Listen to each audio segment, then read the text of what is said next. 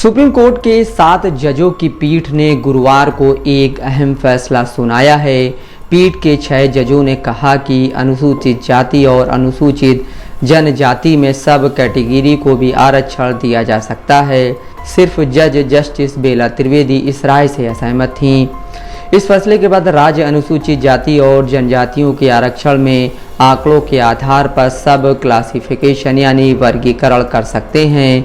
यानी अगर किसी राज्य में 15% आरक्षण अनुसूचित जातियों के लिए है तो उस 15% के अंतर्गत वो कुछ अनुसूचित जातियों के लिए आरक्षण तय कर सकते हैं। कोर्ट ने कहा कि सारी अनुसूचित जातियां और जनजातियां एक समान वर्ग नहीं हैं, कुछ दूसरों से ज़्यादा पिछड़ी हो सकती हैं, इसलिए उनके उत्थान के लिए राज्य सरकार सब क्लासिफिकेशन करके अलग से आरक्षण रख सकती है। 7 जजों ने 6 अलग अलग राय लिखी। जानकारों का मानना है कि आरक्षण के हिस्से में ये एक बहुत बड़ा फैसला है जिसके कई सियासी असर दिखेंगे। 1975 में पंजाब सरकार ने अनुसूचित जाति की नौकरी और कॉलेज के आरक्षण में 25% वाल्मीकि और मजहबी सिख जातियों के लिए निर्धारित किया था। इसे हाई कोर्ट ने 2006 में खारिज कर दिया। खारिज करने का आधार 2004 का एक सुप्रीम कोर्ट का फैसला था जिसमें कहा गया था कि अनुसूचित जाति की सब कैटेगरी नहीं बनाई जा सकती। सुप्रीम कोर्ट ने यह भी कहा था कि राज्यों के पास ये करने का अधिकार नहीं है क्योंकि अनुसूचित जाति की सूची राष्ट्रपति की ओर से बनाई जाती है। इस कारण पंजाब सरकार ने एक नया कानून बनाया जिसमें यह कहा गया कि अनुसूचित जाति के आरक्षण के आधे हिस्से में इन 2 जातियों को प्राथमिकता दी जाएगी। यह कानून भी हाई कोर्ट ने खारिज कर दिया। यह मामला सुप्रीम कोर्ट की 7 जजों की पीठ के पास पहुंचा। 1 अगस्त के फैसले ने 2004 के सुप्रीम कोर्ट के फैसले को पलट दिया।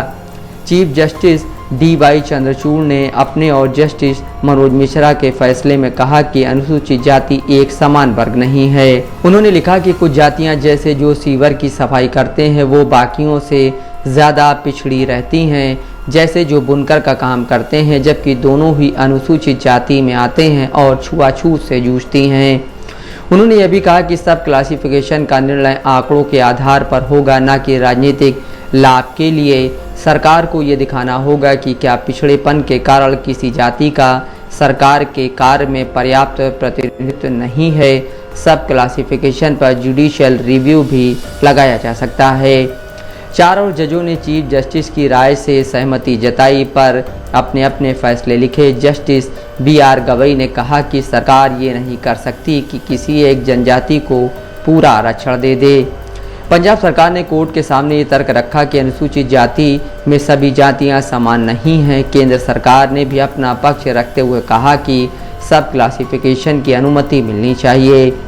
फिलहाल अन्य पिछड़ा वर्गों के आरक्षण में सब क्लासिफिकेशन होता है। अब ऐसा ही सब क्लासिफिकेशन अनुसूचित जाति और जनजाति में भी देखा जा सकता है। हालांकि इसके लिए राज्यों को पर्याप्त आंकड़ा पेश करना होगा।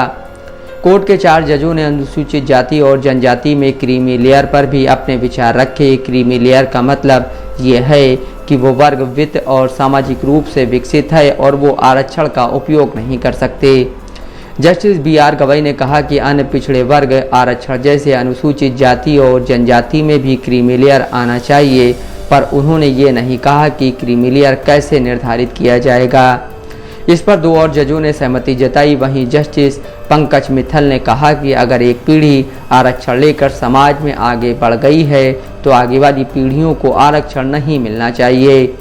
हालांकि ये बस जजों की टिप्पणी थी और भविष्य के मुकदमों पर बात नहीं होगा। क्रीमी लेयर का सवाल कोर्ट के सामने नहीं था। फिलहाल अन्य पिछड़ा वर्ग आरक्षण पर क्रीमी लेयर लागू है और अनुसूचित जाति और जनजातियों के लिए नौकरी में वृद्धि में भी क्रीमी लेयर का सिद्धांत लागू है। मोन्टू राजा, दस्तक लाइव न्यूज़।